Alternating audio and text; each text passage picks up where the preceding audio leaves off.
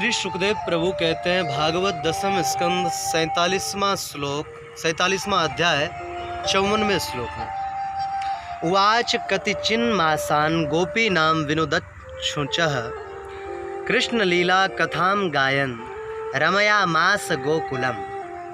श्री उद्धव जी कई मास तक ब्रज में रहे। अब तो 4 महीने हो चले वसंत के प्रारंभ में आए थे। ग्रीष्म समाप्त हो गया था, पर मन नहीं करता यहाँ से जाने को, क्योंकि मथुरा में कदाचित श्री कृष्ण दृष्टि पथ से आधा क्षण के लिए इधर उधर हो जाएं, पर यहाँ तो सब बधूटियों के साथ नित्य क्रीड़ा कर रहे हैं। ब्रज गोपियाँ ज्ञान संपन्न उद्धव जी को अपने प्रेष्ठ की लीला स्थलियों का दर्शन कराती हैं और साथ ही वहाँ की लीला भी सुनाती हैं।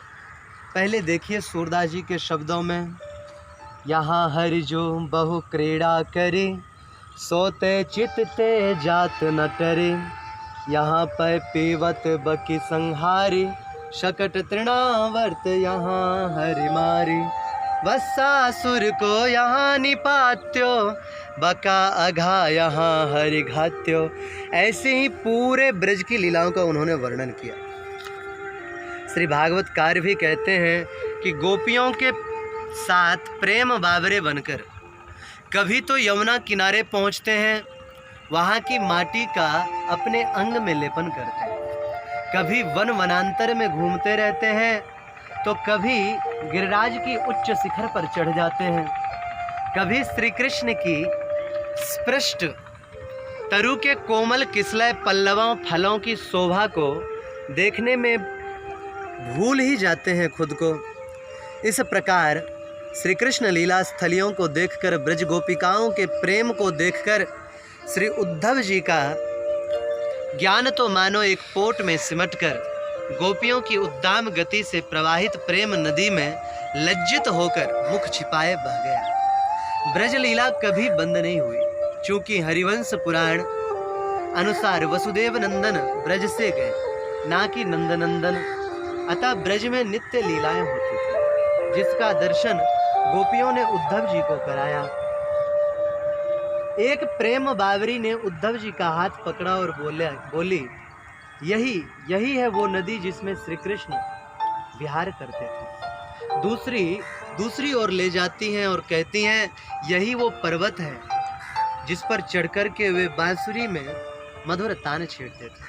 और कभी कभी तो मध्य रात्रि को ही न जाने क्या मन में आता, राग अलापने लगते, मानो हमें नाम ले लेकर पुकार रहे हैं। एक भुजा पकड़कर सलज्ज हो किंचित एकांत वन प्रांत में ले गई और बोली, और यह वह वन है उद्धव जी जहाँ वे हमारे साथ रास लीला करते थे, और यह जो सामने श्री कृष्ण स्पृष्टा गाय खड़ी हैं, यह भी वही हैं जिन्हें कृष्ण के साथ प्रतिदिन संपूर्ण दिन बिताने का सौभाग्य मिला। उद्धव, यह न समझ लेना कि यह ही केवल लीलाएं हुई हैं, ना, पुनः पुनः स्मारयन्ति नंद गोप सुतम बत श्रीनिकेतैस्तत्पदकैर विमर्स्तु नैव शक्नुमः। वे तो हमारे सामने नित्य प्रकट हैं, हम यदि उनसे विलग हो जाएं तो जीवित ही ना रह सकें। इस नित्य लीला को सूरदास जी ने भी गाया है। ब्रज में सदैव कृष्ण है, यहाँ की लीला कभी बंद नहीं हुई। उद्धव जी ने भी स्वीकार किया, मैं ब्रजवासिन की बलिहारी, जिनके संग सदा है क्रीड़त श्री गोवर्धन धारी।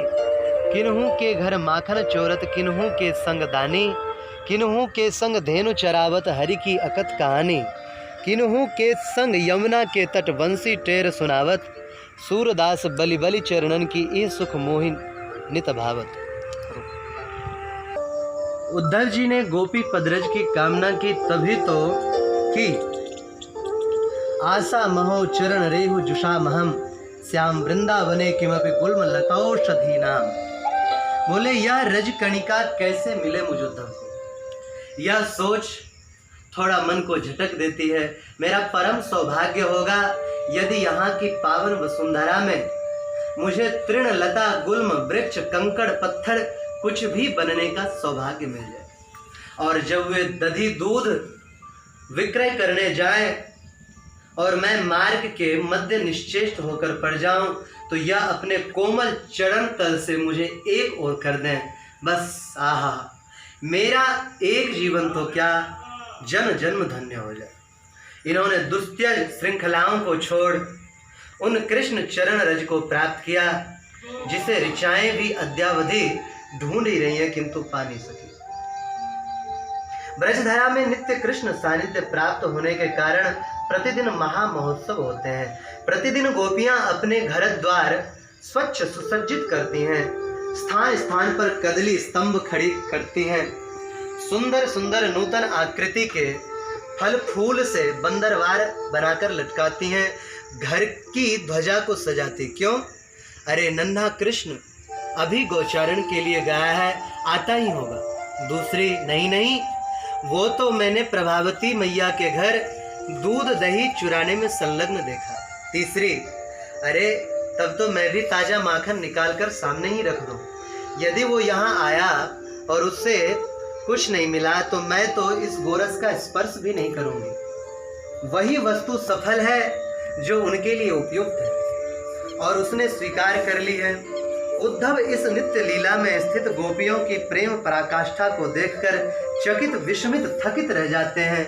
इनको सिखाऊं कि इनसे सीखूं, दोनों में अपने को असमर्थ अनुभूत करते हैं। ब्रह्मवैवर्त में लिखा हुआ है कि 4 महीने के बाद पावस के प्रथम मेघ खंड का दर्शन करके श्री राधा रानी ने उनको वापस जाने की याद दिलाई। उद्धव जाओ, हमारे प्राणनाथ तुम्हारे मित्र श्री कृष्ण राह देख रहे होंगे, उन्हें और कष्ट मत दो। अगर राधा रानी ने याद नहीं दिलाया होता तो उद्धव जी शायद जीवन पर्यंत मथुरा को याद ही ना करते। संपूर्ण ब्रज दर्शन करते हुए उद्धव जी की यत्र तत्र गोपियों से विशिष्ट वार्ताएं हुई। वे स्थल प्रसिद्ध हैं। वृंदावन में ज्ञान गोदरी, नंदगांव में उद्धव क्यारी, यहाँ कदम्बों के 56 चौक में बनाया उद्धव क्यार बहुत प्रसिद्ध स्थल है। कालांतर में कदम्बों का ह्रास हुआ, 56 चौक में कुछ ही अवशिष्ट है। वर्तमान में तो अधिकांशतया बबूल के तीक्ष्ण कांटे ही सर्वत्र दिखाई पड़ते हैं। श्री राधा दीदी की जय।